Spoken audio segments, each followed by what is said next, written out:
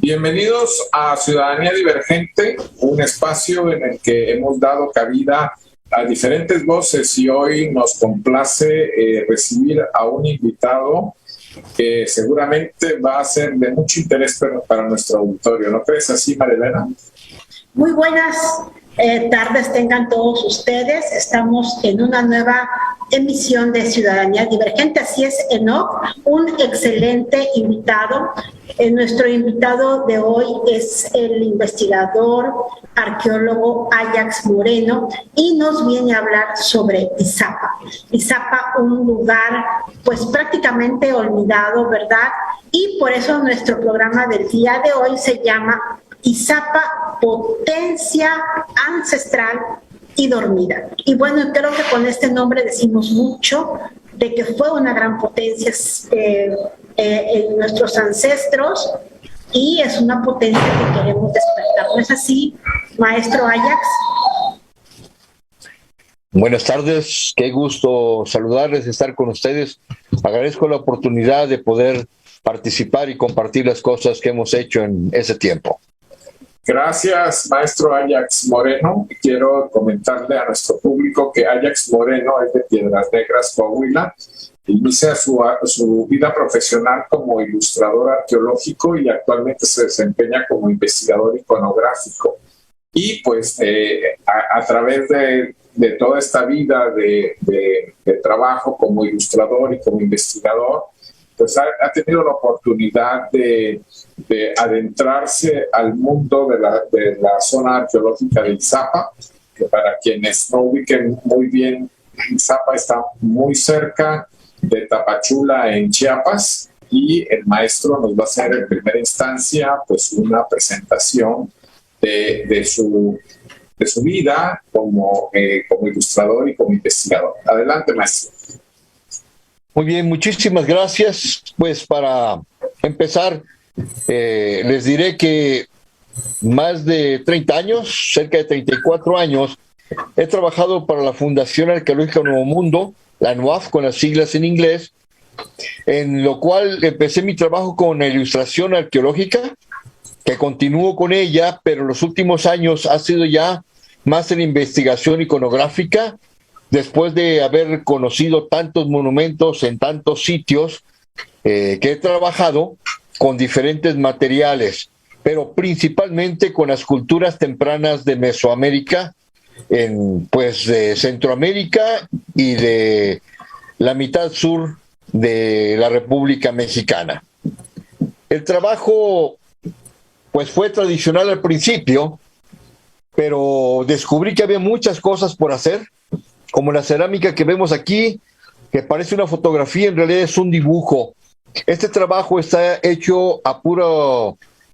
Los fragmentos que se recuperan en excavaciones se llaman tepalcates o tiestos en Centroamérica, y en base a esto pudimos hacer esta cerámica, que es la más antigua en Chiapas y es del año 1800 antes de nuestra era. Es la cerámica barra y pertenece a la cultura mocaya.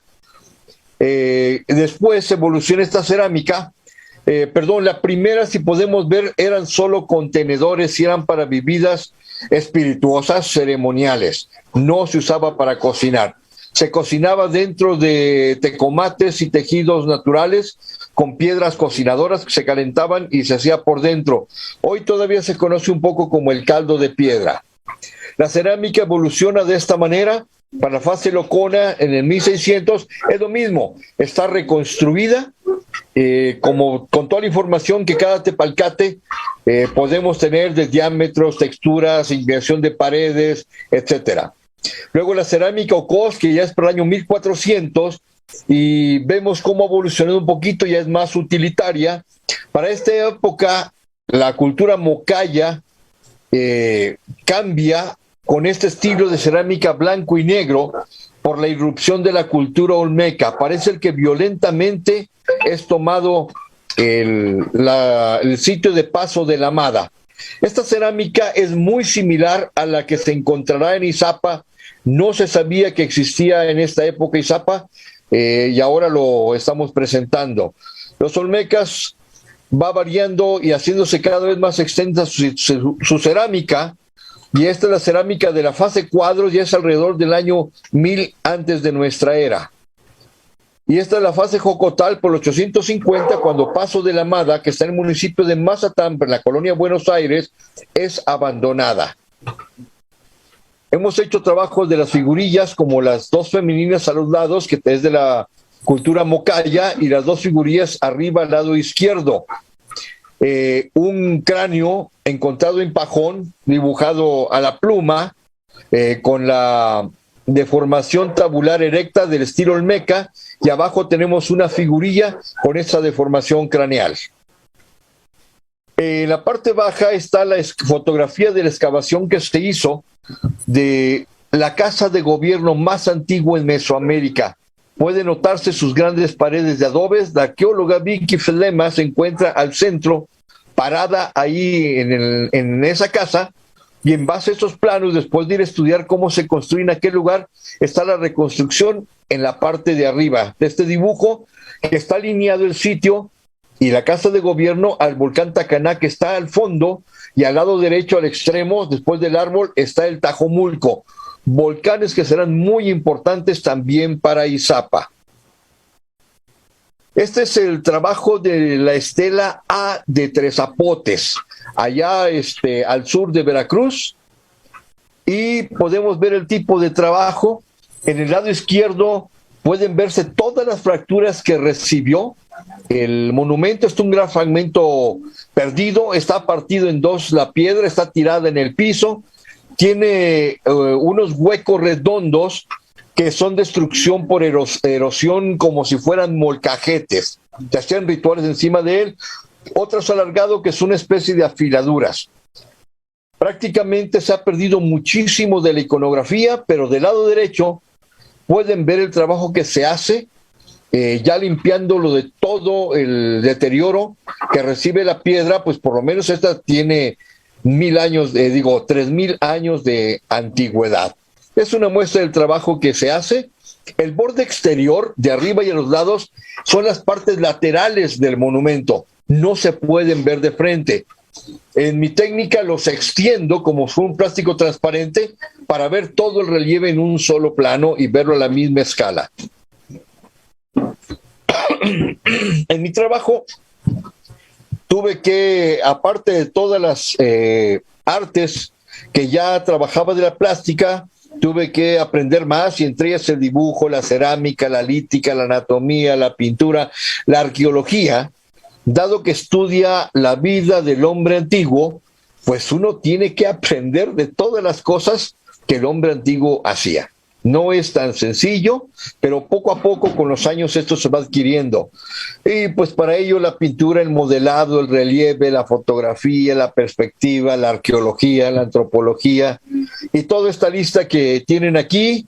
Las últimas, geología, ictiología y ecología, fue porque mi hija la invité a hacer su tesis como bióloga marina alrededor del sitio, y esto me empujó más a aprender más cosas, y ya platicaremos de estas cosas. Esta es la manera así muy general en que me he introducido y lo que he hecho en la arqueología. Gracias, maestro. Realmente todas estas disciplinas pues las vemos un poco alejadas del común de las personas, ¿no? Y yo creo que esa es una de las cosas que debemos de buscar a través de los esfuerzos de comunicación que hacemos como este ejercicio de ciudadanía divergente, en el que siempre invitamos a jóvenes, normalmente estudiantes, para motivarlos a aprender sobre las diferentes disciplinas y artes, sobre todo encaminadas a un refuerzo de lo que es la economía naranja. María Elena.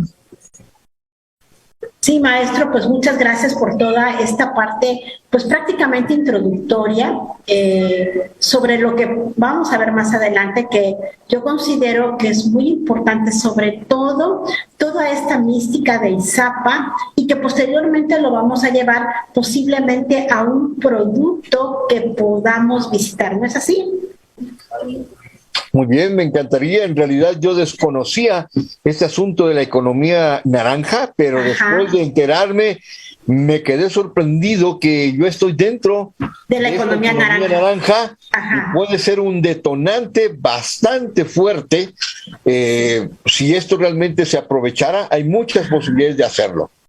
Creo que cambia un poco la visión con estos conceptos de economía naranja que desarrolló el Banco Interamericano de Desarrollo. Como usted dice, maestro, usted es parte de la economía naranja con todas estas investigaciones y toda esta disciplina que usted tiene por la parte cultural, artística, enfocada a la parte de la arqueología. Pues, si gustan, vamos a un corte y volvemos a Ciudadanía Divergente hablando de Izapa, esta zona arqueológica ubicada en el Soconusco del estado de Chiapas y que estamos por despertar. ¿No es así, maestro? Muy bien, de acuerdo. Ok, pues vamos a un corte y regresamos a Ciudadanía Divergente.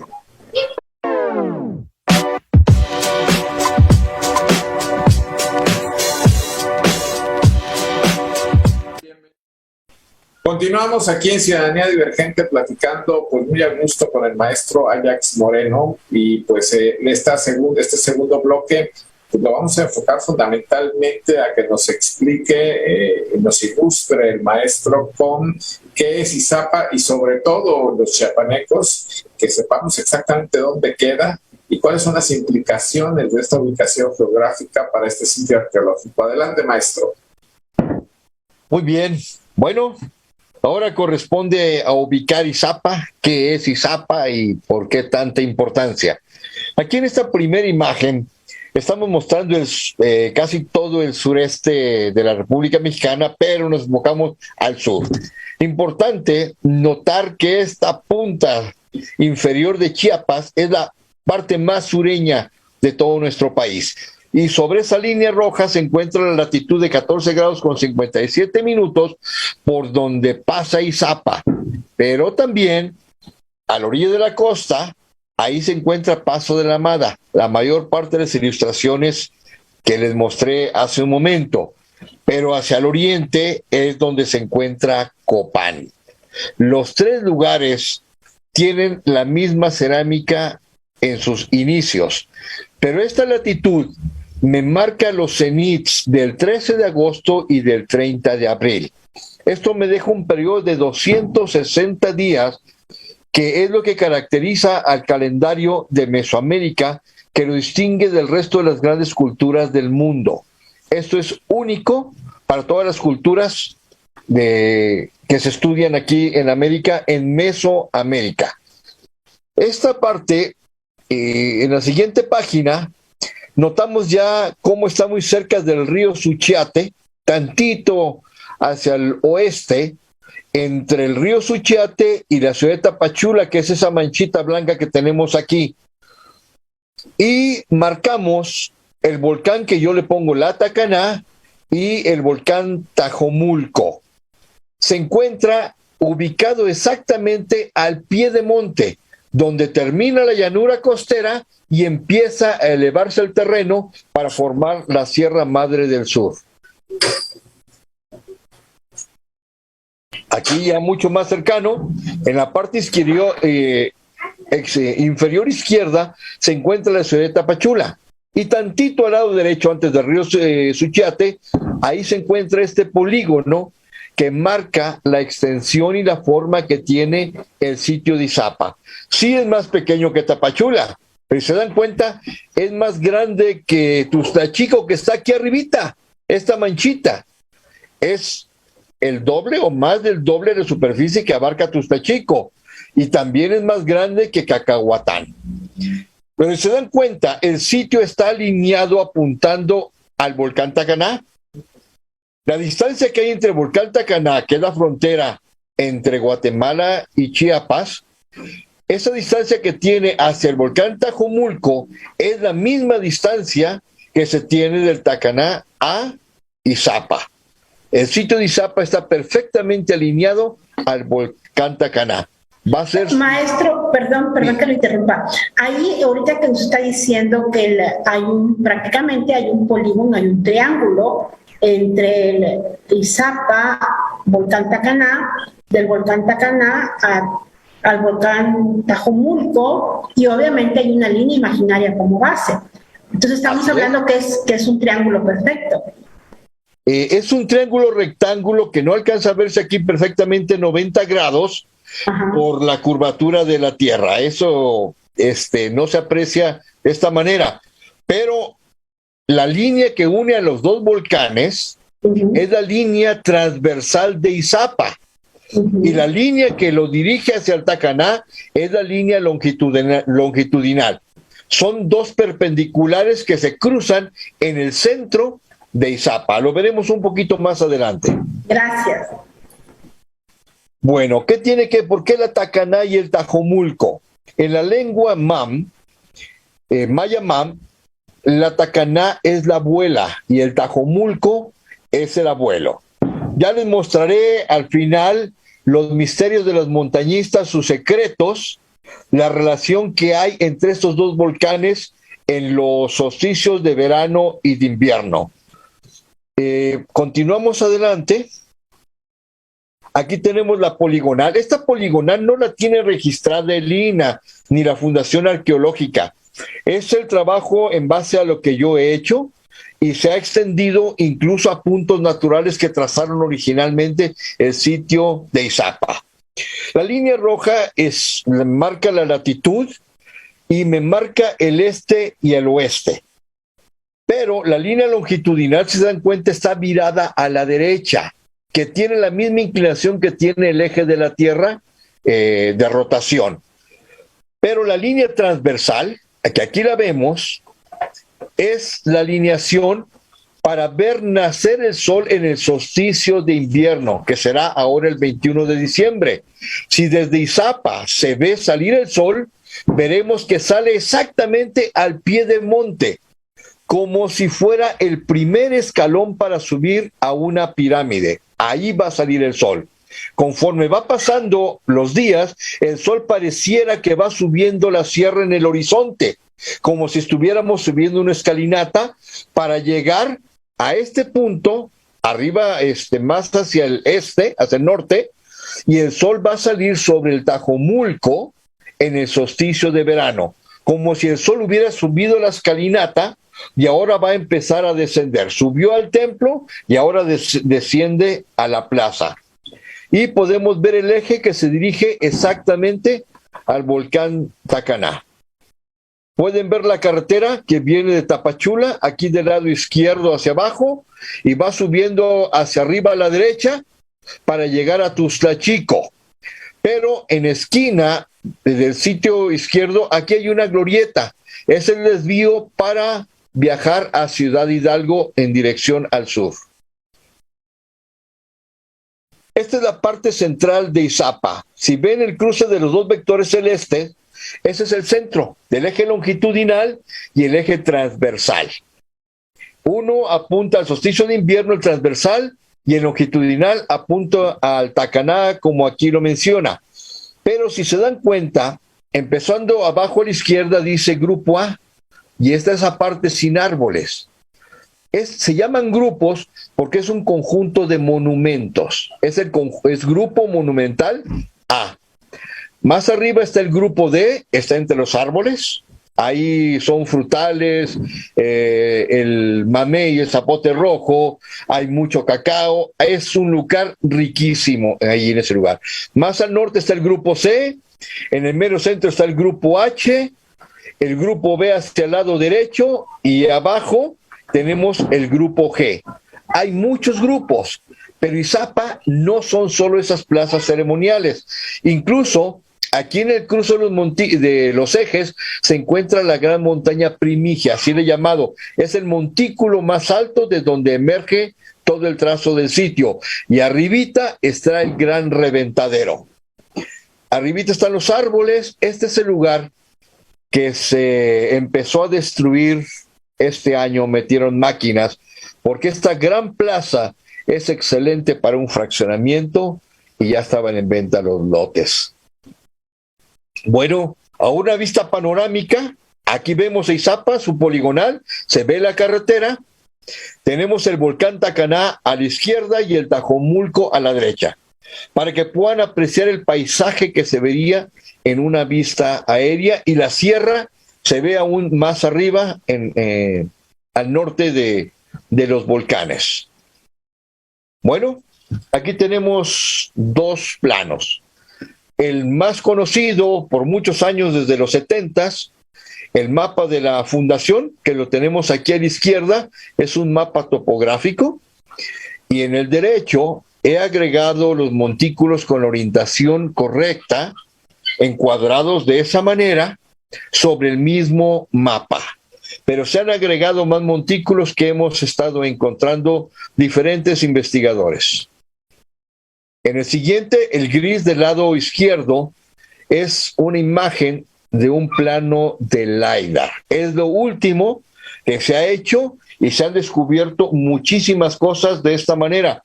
Se borra toda la vegetación que hay y puede verse la topografía muy claramente en un relieve resaltado. Incluso los cauces de los ríos se ven vacíos.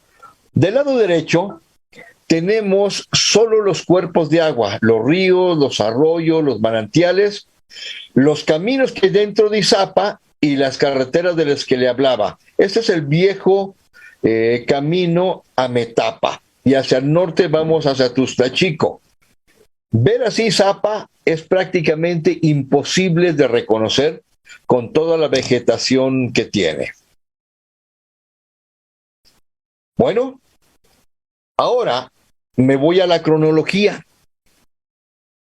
Se está viendo que es muy posible que Izapa estaba bien identificado desde el 2300 al 2000 antes de Cristo por los pueblos chantuto, que le llamo cultura chantuto, porque ellos posiblemente ya llegaban a ese gran reventadero para ver brotar los miles y miles de frilines. Es un fenómeno que yo no tenía la menor idea que existía.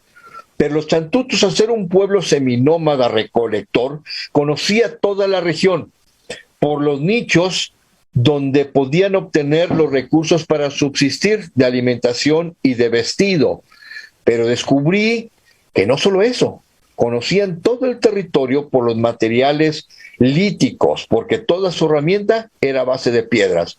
Sabían dónde conseguir andesita, dónde conseguir obsidiana, dónde conseguir granito y diferentes materiales para todo el trabajo que ellos hacían. El metal estaba muy lejos de conocerse todavía. Mesoamérica en realidad nunca trabajó en la época de los metales. Entonces descubrimos que aquí al centro ya se conocía el reventadero, es una formación natural. Sobre el eje transversal encontré el manantial con monumentos tallados del estilo de Izapa. Este fue destruido hace poco tiempo. Y finalmente descubrí el pantano, que casi la gente no entra ahí, está atrás de la iglesia. No es tan sencillo llegar más que a la gente que vive en ese lugar. Y la cascada del Salto, que está al norte. ¿Qué significa esto? El manantial donde brota el agua está alineado con el reventadero a donde brota el sol cada amanecer, pero sobre todo en el solsticio de invierno al pie de monte. El pantano, donde el agua se hunde, es donde el sol también desciende para ir al inframundo. Y la cascada representa de donde descienden las aguas bajando del Tajomulco. Maestro, sí, ¿le puedo preguntar algo? ¿Podríamos decir que Izapa es una sintonía, podríamos decir, con un movimiento astrológico? Astronómico, perdón. Seguro que la gente tenía conceptos astronómicos para saber qué significa, cómo iba a afectar la posición de los astros. Pero lo único que puedo yo marcar son dónde ocurren estos eventos astronómicos que pueden ser visibles. Y esto lo vamos a resaltar en la última parte, que vamos a hablar de las propuestas para esta economía naranja. En esta época En los Chantuto, el periodo C, que es la última, hay un hiatus, hay un hueco que no se sabe dónde están. La arqueóloga Bárbara Burgis, especialista en los Chantuto, tiene este hueco. Es muy posible que se encuentren abajo de los montículos de Izapa, pero como no usaron artefactos que perduraran, entonces pues no se sabía dónde buscar. Esta es una propuesta todavía con ello. En la siguiente fase, para la cultura mocaya, le llamo la Izapa Chantuto. En este periodo, todo es natural. Casi seguro que los Chantuto llegaban a esperar que aparecieran los miles de filines. Hasta la fecha los filines son altamente esperados y valorados para consumirse. Son una especie de bagres que viven en nichos subterráneos. Es algo que desconocíamos y es donde mi hija me ayudó en el trabajo de su tesis. Son de 25 a 30 centímetros y son adultos. O sea, pensaban que eran bagres jóvenes, pero no, son otra especie. El estudio se hizo en la escuela la Escuela del Mar, aquí en Tonalá. En la siguiente es cuando empieza la cerámica mocaya, que ya les había comentado, y estos áreas que ven aquí voy a marcar. Ahí tengo 3 periodos: la fase Barra, Locona y Ocós. Y se ve cómo fueron creciendo, pero en los lugares céntricos, en los montículos de Izapa. En esta época solo el gobernante conocía la cerámica y controlaba las ceremonias. Esto muestra que ya había gobernantes para el 1800 antes de Cristo. Continuamos del lado izquierdo, vemos estas marcas gris. La población se reduce al principio, lo que está en negro. Esto indica que fue una llegada violenta y es donde aparece la cerámica blanco y negro. Y tenemos la fase Cherla, Cuadros y Jocotal hasta el 850, que empieza desde el 1200, pero ellos son lo que extienden a Izapa monumental. Hacen muchos montículos, atraviesan un montículo al río para crear una represa y hacen artificial el control del reventadero. La ceremonia ya era controlada por el gobernante. Pero para el año 700 más o menos, parece ser, porque la población decae, podemos ver en el recuadro siguiente, y le llamo la Izapa Mije. Parece que la gente local expulsa, se cansa, porque habían excedido el trabajo, los tributos, y entonces violentamente destruyen muchos monumentos, los esconden, que después serán rescatados y se encuentran en el grupo F. Pero la expansión y el crecimiento es mucho más rápido.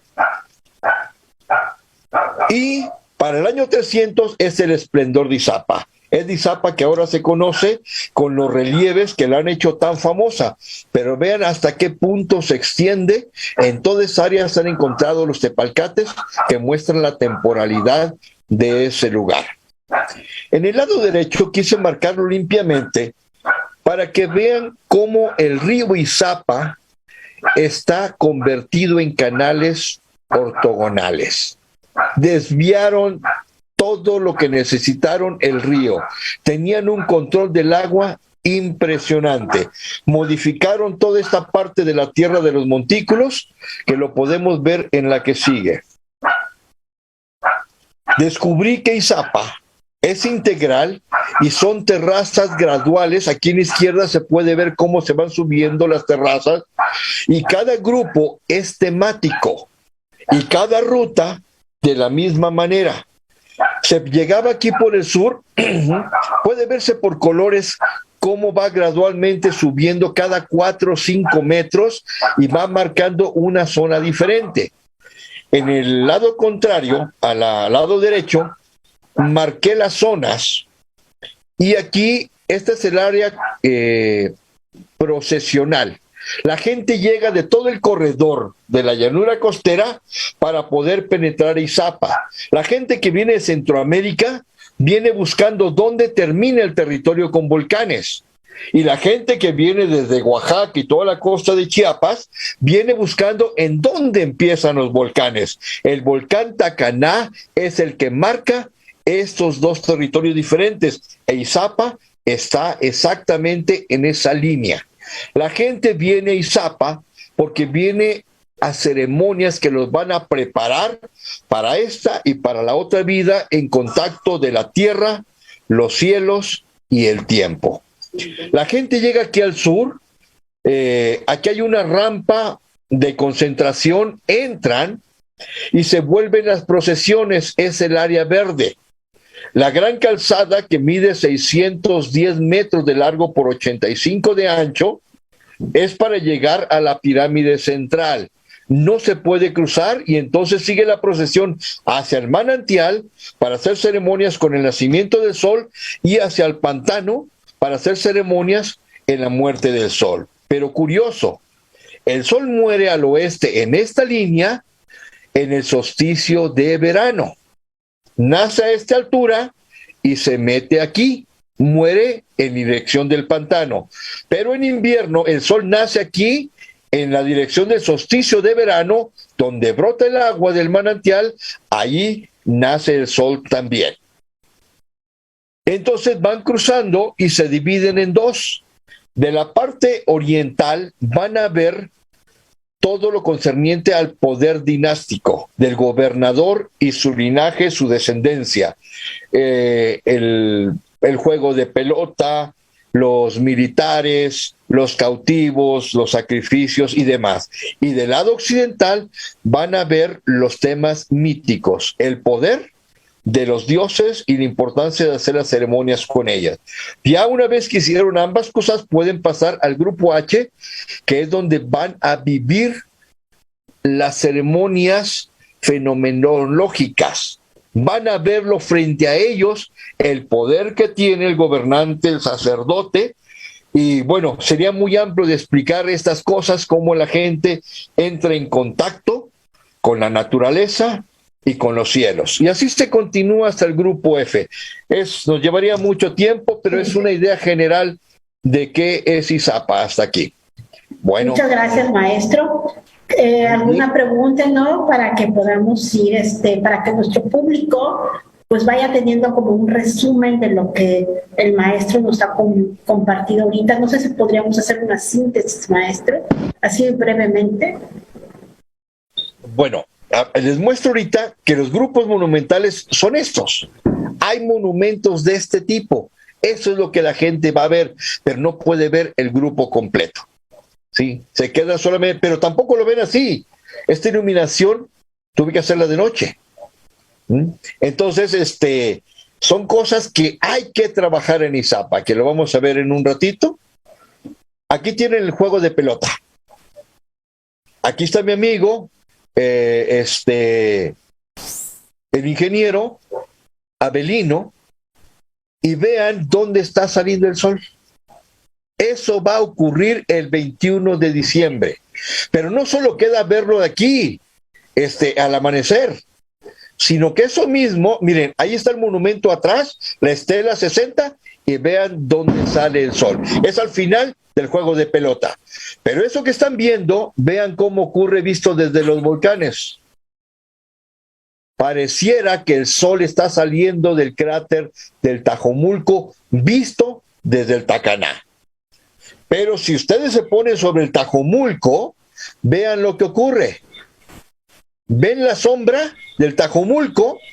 ¿Cómo coincide con la del Tacaná? Los montañistas dicen que el Tajomulco le da un beso a su compañera y le dice buenos días, amor. ¿Sí? ¡Qué belleza, qué belleza! En el verano es al revés. Cuando el sol se mete por atrás del Tacaná, pareciera que se mete al cráter del Tacaná. Y el Tacaná ahora hace la sombra sobre el Tajomulco y le dice buenas noches, mi amor. Son cosas fantásticas, maravillosas, que verlas desde allá arriba, esa es otra cosa. Estas fotografías me lo facilitó el ingeniero Abelino Becerra, un gran amigo que le agradezco mucho todo lo que me ha compartido de conocimiento de años. Aquí tenemos la estela 5, tiene muchísimos detalles, pero hagamos espacio para que hagan las preguntas antes de explicar un poquito sobre qué tienen los monumentos. Bueno, creo que la explicación que nos ha dado, maestro, es fabulosa. Pues yo me puedo ir en la parte de esta maravilla, de estar asombrada de esta parte de la naturaleza y de la sincronía que tenían los Mijesopes.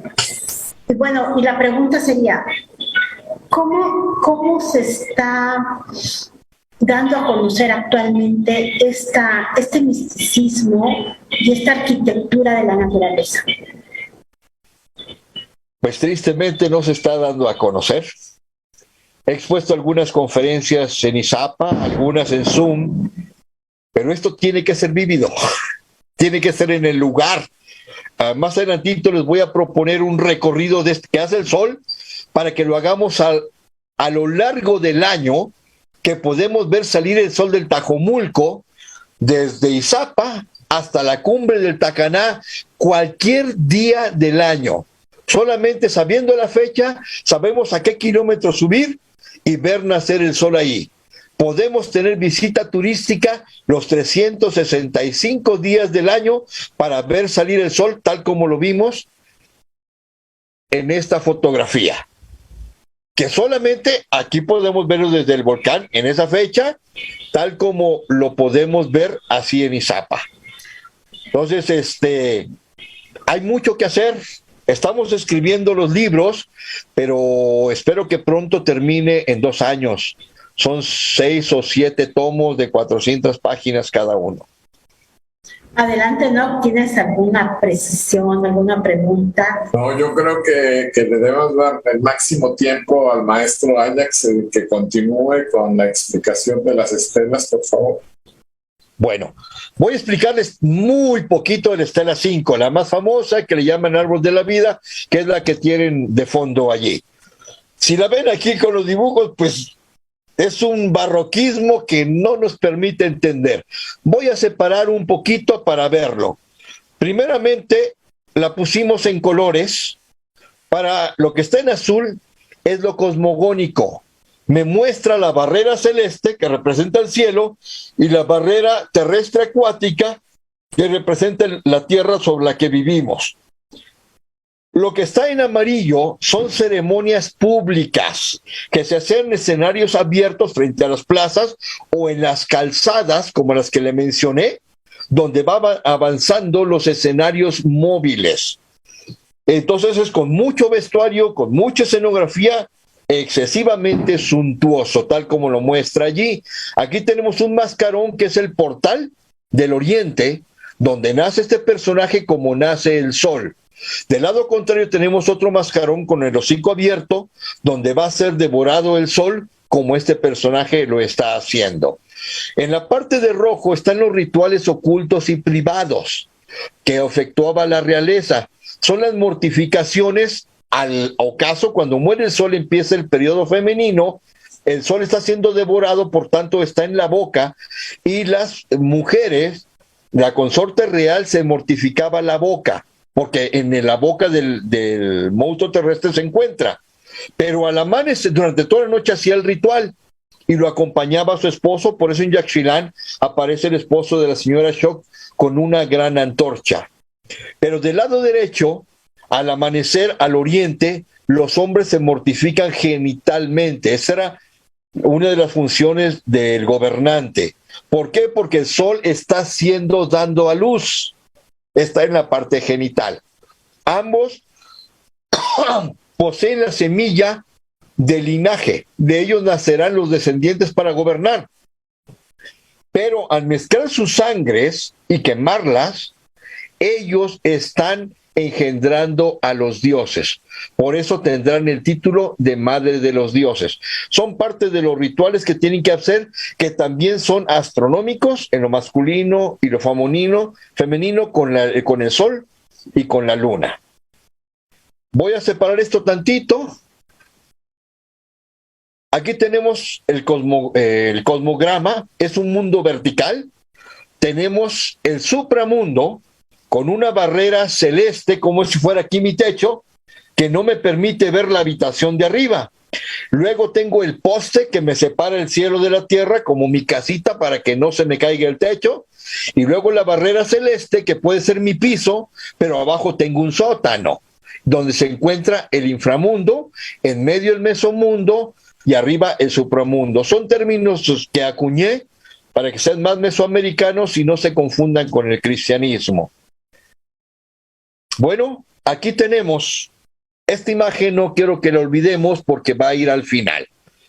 Son los rituales de los personajes privados, pero también son personajes que se encuentran en el Popol Vuh.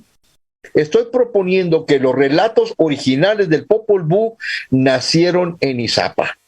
Tenemos relieves suficientes para mostrar que 20 siglos antes que Jiménez escribiera el Popol Vuh o lo transcribiera del maya, los relatos nacieron en Izapa cuando expulsaron a los olmecas. Ya comenté de esto un poquito antes. Esto es un gran cayuco que se inclina al oeste y no hay remos y no hay varas porque es el río de la vida. Todos vamos navegando hacia el oeste y llegará nuestro caso como le llega el sol cada año y cada día. Aquí tenemos la jovencita con el pecho pequeño, la lengua de fuera, la espina de mantarraya para perforarse la lengua. Enfrente está la voluta, que quiere decir que ya sangra. Son dos cosas. Es una joven que ya es fértil, pero también ya hace sus rituales de automortificación para ofrendar su sangre. Su marido acaba de morir, el viejo sol, ella es la luna tierna, ya está con todos los atributos de un habitante del inframundo. Aún puede maldecir, por eso tiene boca, aún puede escuchar, conocer nuestros secretos, aún puede echar el mal de ojo, aún su vientre tiene vísceras, por eso la flatulencia y la pestilencia, aún tiene manos para hacer el mal, tiene los pies para llegar a donde sea y está sobre el trono de 4 cráneos que representa que es el Señor de la muerte. Voy a hablar acerca del incensario al final porque está relacionado con los filines. En el siguiente tenemos aquí al gobernante, al nuevo heredero, pero no está escribiendo, se está perforando genitalmente y aquí puede verse los escurrimientos de sangre. Él está ofrendando genitalmente y está auxiliado. Aquí está la mujer con el vientre en gravidez, por el embarazo acaba de dar a luz al nuevo heredero y lo está auxiliando con un parasol porque la mortificación se hacía durante el periodo del día. Acá tenemos este personaje que salió de este mascarón del oriente, acaba de nacer y lo están vistiendo. Le llamo la exvestidura. Le visten sus orificios superiores, atándole el barbiquejo. Se decoran los orificios de nuestro rostro, pero por atrás le están atando la faja, le están cubriendo sus orificios inferiores. Arriba son los orificios introductores, como el oeste, y abajo son los expulsadores, como en el oriente. De la siguiente, tenemos el personaje que está comiendo frutos del árbol o las pelotillas que se hicieron de la savia del árbol cocodrilo, que le sacaron y lo hicieron como corazones, como pelotas, y es como si fuera la extrema unción. Es la investidura para poder introducirse al oeste e irse al inframundo. Es de manera muy, muy rápida, ¿no? Bueno, aquí tenemos el incensario, donde quemaron papel, los dos personajes con la sangre, suben las 2 columnas de humo y aparecen 2 peces. Esos 2 peces podrían decirse cacao. Cap, 2, Kai, peces, Guay, su espíritu.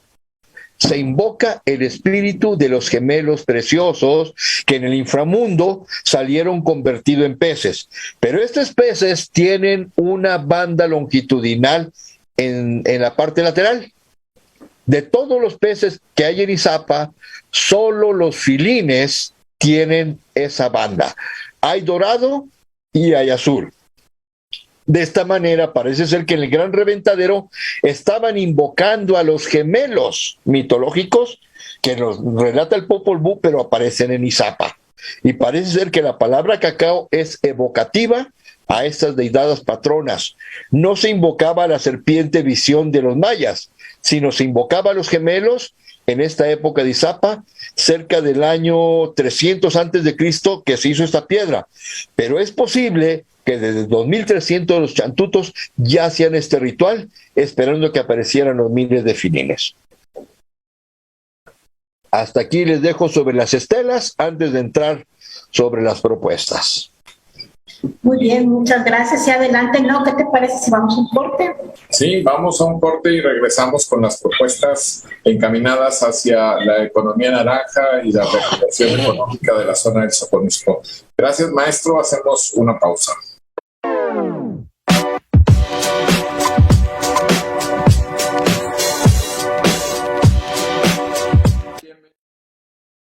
Estamos de regreso en Ciudadanía Divergente y bueno, estamos con el maestro Ajax Moreno, quien nos está haciendo una relatoría de Izapa como una potencia ancestral, pero que aún está dormida desde el punto de vista de la economía naranja. Entonces, eso es lo que vamos a estar viendo en este último segmento, una propuesta prácticamente de economía naranja. Adelante, maestro. Muy bien, la verdad es que agradezco mucho esta oportunidad. Todos me preguntan de Izapa, quieren conocerlo, pero nadie me había preguntado sobre propuestas para este lugar y me animo mucho porque esto puede beneficiar a la gente que vive aquí. El primer mapa es el que vimos de la fundación y marqué 4 áreas rojas. Dirán, son 3. Sí, son 3. El grupo F, al que todos llegan por estar bien en la carretera. El grupo A, donde está la estela 5. Y el grupo B, que es el más grande que se ve. Pero todo el mundo pasa por este puntito. Es el grupo C, que nadie lo ve, pero solamente se ve una estela. Pero si comparan a la misma escala este mapa con el que está al lado, pueden comparar la magnitud que es Izapa con lo que la gente entra a ver, que además está rodeado de árboles y no tiene la menor idea del tamaño que es y lo que está recorriendo y dónde está ubicado. Bueno, vamos a la siguiente. Se atora un poquito, se fue mucho. Permítame tantito. Izapa tiene grandes posibilidades. Todo Izapa es propiedad privada. No hay algo que sea de Lina, aunque está bajo resguardo de Lina. Esos 3 grupos tienen un custodio, que son los dueños del lugar y son empleados de Lina. Pero todo pareciera que es una propiedad federal y está abierto al público porque así debe de ser. Entonces ha habido muchos problemas porque la gente exige entrar, estacionarse donde quiere y demás, cuando no se dan cuenta que cada persona le está abriendo las puertas de su casa, le está dando la confianza que entren y a veces faltan al respeto muy, muy fuerte. Bueno, propusimos una serie de rótulos para que se conozca Izapa, que vean la magnitud. Del lado izquierdo aparece todo el sitio y se dan cuenta, estoy señalando 8 grupos y ubicando dónde están. Eso es para poner un letrero como de unos 5 metros de altura a la entrada de Izapa y que vean hasta dónde se abarca. Del lado derecho, ahí están los grupos, pero también con grupos secundarios, para ir a la cascada, para ir a la isla, para ir al manantial, para ir al pantano, para ir al estanque, cosas que la gente no sabe que existe, pero tampoco está abierto al público, sino tendrían que ser acompañados por personas locales, donde ellos pueden tener un pequeño ingreso y poder servir de guías, porque en Izapa tampoco hay un solo guía, no hay personas que conozcan el lugar realmente. En el siguiente, déjame ver si pasa, doctorando tantito, es mostrando un rótulo para cada grupo.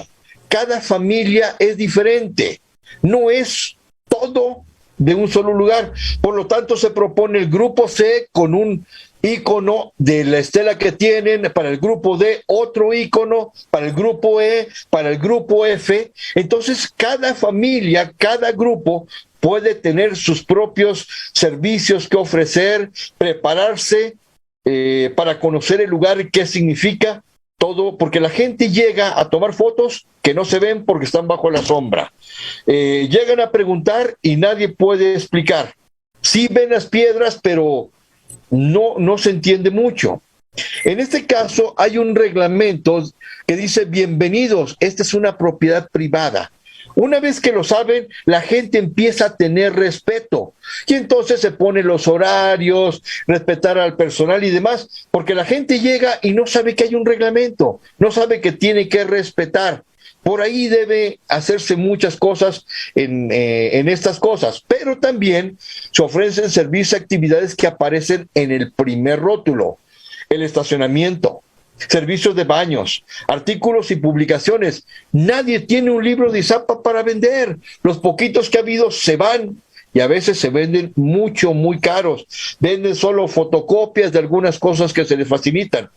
Está la venta de artesanías, facilité mis dibujos a algunas personas ahí y son los que solamente una persona lo vende en el lugar.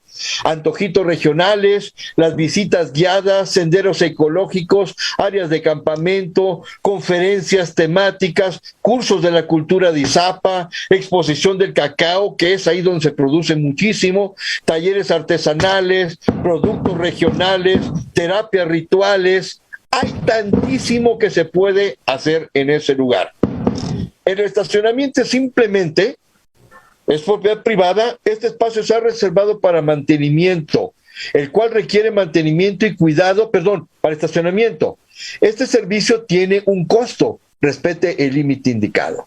El simple hecho de pagar el estacionamiento, que ellos lo tienen que cuidar, ya les da un ingreso, pero tiene que estar formalmente reconocido para ser respetado. Lo interesante, el grupo H no está abierto. No lo conocen, es el que quisieron lotificar. Es donde metieron la máquina, destruyeron parte del Montículo 46 y quisieron rellenar el reventadero, porque no tienen la menor idea que ahí se llevaban a cabo las ceremonias más importantes de todo el complejo ceremonial. Entonces este grupo tiene que ser reconocido y por eso pongo el icono de la Estela 23 que muestra las aguas del inframundo reventando con fuerza y aparecen los dos peces, los dos filines. Bueno, vean este círculo que está aquí, que es la carretera hacia Talismán y Tustachico, y hacia el sur, hacia Ciudad Hidalgo. Ahí hay una glorieta que la pueden ver aquí al lado derecho. Este lugar está al ladito de Izapa, pero es la carretera que viene de Centroamérica, tanto por el sur como por el oriente. Es la puerta internacional a México. Y aquí se está proponiendo hacer un museo escultura. ¿Qué es eso? Bueno, es hacer esta escena de la Estela 5, los rituales de mortificación, crear un árbol escultura en ese lugar que se eleve y estar mostrando que es Izapa, como si fuera un portal de bienvenida, una puerta internacional, y las esculturas se hacen en bulto alrededor porque son 12 personajes para marcar el calendario. En este lugar pueden hacerse las artesanías como estos lienzos apotropaicos, se trabajan con cera en negativo. Esta escultura se pondría, me falta una imagen, perdón, a ver si la tengo aquí, no la tengo. Ok, en esta glorieta, para no cruzar la carretera, se entraría desde afuera, pero subterráneo, como se entra en el metro de la Ciudad de México, y entrarían al Museo del Inframundo para mostrar cómo se concibe el inframundo para Izapa. Se sube por una escalera de doble hélice para llegar a las esculturas de bulto, en donde, que serían estas de aquí, ¿sí? Y puede verse los rituales del mesomundo. Una escalera que sigue por el interior del árbol cocodrilo para un mirador en la parte superior, donde se puede ver los nacimientos del sol y los ocasos, como se los platiqué, que se ve desde Izapa, pero por encima de los árboles, donde se ven los volcanes, donde se ve el pie de monte, donde se puede ver el sol subir y bajar durante todo el año, pero arriba presentar el Museo del Supramundo. Sería una puerta internacional para Tuxtla Chico, para Tapachula, para Chiapas y para todo México. Pero además estaría presentando el sitio de Izapa y pueden en este museo entrar y conocer este concepto mesoamericano del mundo antiguo, del cosmos como se veía. Se pueden hacer estas artesanías, se enseña a la gente local para que lo haga con los mismos dibujos de Izapa, y estas mismas estelas, ya tengo algunas réplicas que no he hecho todavía las reproducciones, pero la gente puede llevarse las réplicas hechas en relieve, con la información documentada, ¿sí? Excelente, maestro. Y yo creo que esta alternativa que nos pone sobre la mesa debe de ser compartida con diferentes grupos de interés que en determinado momento puedan contribuir precisamente a involucrar tanto a las autoridades gubernamentales encargadas de la cuestión arqueológica como las entidades estatales y municipales que deberán tener interés en el desarrollo del turismo en la zona, ¿no? Y qué mejor la combinación el producto de Izapa, que recientemente pues ha tenido visitas de turistas que vienen a través de Puerto Chiapas, a través de los cruceros, y que generan una rama económica importante para la región. Estamos prácticamente por finalizar el programa. Yo quisiera pues que el maestro Ajax Moreno nos comparta su visión final y procederemos a despedir el programa. Adelante, maestro. Muy bien. Pues hace ratito, en la mañana, me llamó una amiga, una arqueóloga, porque está guiando un grupo de crucero allá. Ella es chocolatier, está exponiendo el cacao y está haciendo el recorrido en Izapa. Realmente hay muchísimo que hacer en el lugar, pero no se ha promovido, sino al contrario, posiblemente se ha bloqueado para que el turismo fluya a donde las familias que tienen sus capitales solo lleguen a esos lugares. Pero la costa necesita este impulso. Izapa ofrece todo esto. Está el Parque Geológico del Tacaná, pero nadie lo recorre. Y todo esto, ahora unido desde Izapa hasta el Tacaná, o incluso desde los manglares, puede hacerse una serie de actividades. Se puede hacer procesiones, escaladas al Tacaná, procesionales. Hay tanto que se puede hacer en este lugar. Tenemos una reunión con el Ayuntamiento de Tuxtla Chico para este solsticio de invierno. Esperemos que podamos abrir un poquito las puertas. Nos comparte. La división de ustedes me parece formidable para hacer llegar y despertar a este tesoro dormido que tenemos en Izapa. Maestro, le pedimos nos comparta la promoción o la difusión que vayan a hacer para el solsticio de invierno este 21 de diciembre, si se vaya a hacer algún evento o un ritual o una visita especial a este centro ceremonial, porque es una fecha muy importante y que generalmente las personas acuden a este tipo de llamados. Pues muchísimas gracias, maestro. Muchas gracias, y créanme que le vamos a dar difusión a este programa, y si nos comparte esa promoción, con mucho gusto, pues le damos difusión para empezar a llevar lo que es la economía naranja a esta parte de Chiapas. Adelante, Enoc.